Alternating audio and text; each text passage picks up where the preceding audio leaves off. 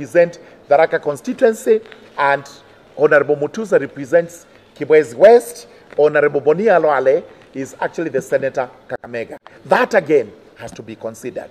So that is how we see it. As far as what are the terms of reference for Kenya Kwanza, let's begin by saying it is Azimio that complained first, raised their issues. All right?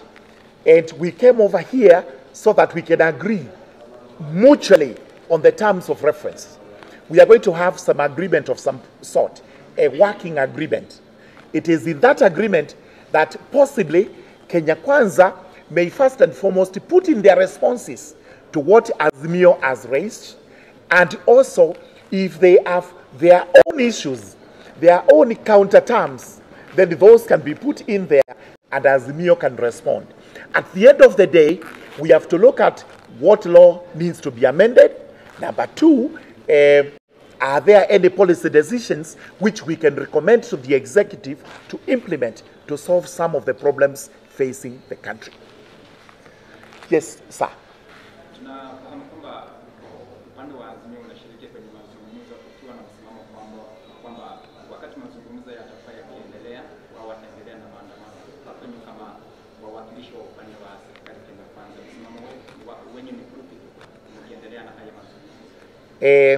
As far as we are concerned, we are doing these negotiations at arm's length.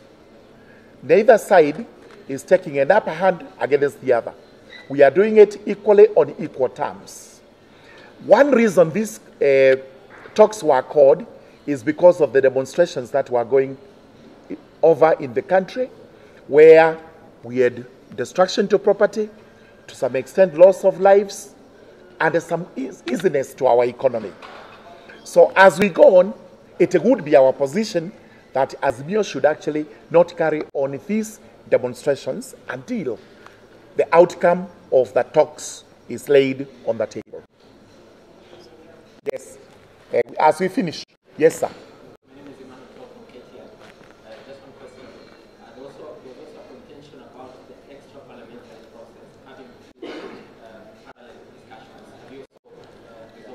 Yes, this was supposed to come up not in today's meeting, but in the next meeting, which we are going to announce to you, we have to discuss that as an issue. Exactly what is our seat of talks? On what basis do we anchor ourselves? So as we talk, we have to see if we are parliamentary, then we are within the confines of the law and standing orders in Parliament. If we are extra parliamentary, we will have to find a legal basis upon which we can carry on the talks without breaching our laws. Let's hear from a lady.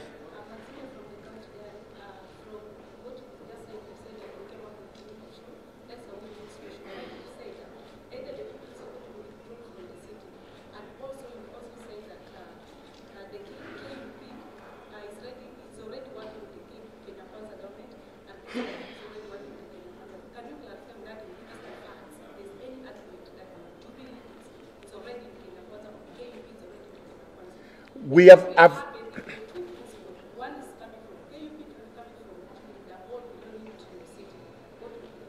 the position is, as I said, there is a legal position as it prevails today. That's the de jure one, in which case we are saying, if you look at the paperwork, Jubilee is still part of Azimio. But there is also the de facto position. And de facto position is what prevails today, is that in all matters of fact, Jubilee has pulled out of Azimio. What is awaited is formalization. That is one argument. KUP actually is through the same process. And you saw it yesterday. It is you guys who showed the party leaders saying they are already done, they are moving on to Kenya Kwanza. If that is the position, and for purposes of fairness, so that all sides are represented, it prevails. But if we say we have to follow the legal position, then that appears to be it. But in politics, the factual position is actually the most important, especially when it comes to representation.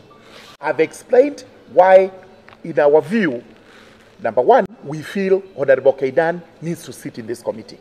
The constituencies he represents, and that cannot be challenged. And they also do not have a problem with him.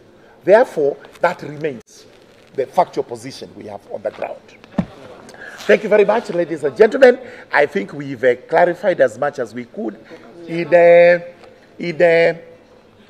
By Friday, we need to be telling you the actual position as regards that one issue that we have not resolved today.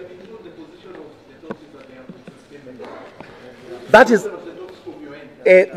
we have just adjourned the talks, we have not suspended them. The reason we have done it is because we need to discuss the issues that have been placed on the table. We need to do further consultations because some of it is actually above us. Remember, Gitoka Burgara was appointed just the same way as Honorable Kaidan was appointed. I cannot today tell him you're out, just the way he can't tell me I'm out. I can't tell him resign, just the way he can't also tell me to resign. What is the net effect of this? There is a requirement also to talk to the coalitions, to talk to the appointing authorities as far as this is concerned. This is why we have taken the break, but the talks are not, they are not suspended per se, they are just adjourned. We have said we are informing, we are communicating on Friday. We've given you a date. And after that, another date is going to be set. Ordinarily, it is the Secretariat that sets dates. But now that it's not yet promulgated, we have the co-chairs to set the dates, and we'll inform you. That's it. That's it. Thank you. Where is my phone? Did you leave it? No, you.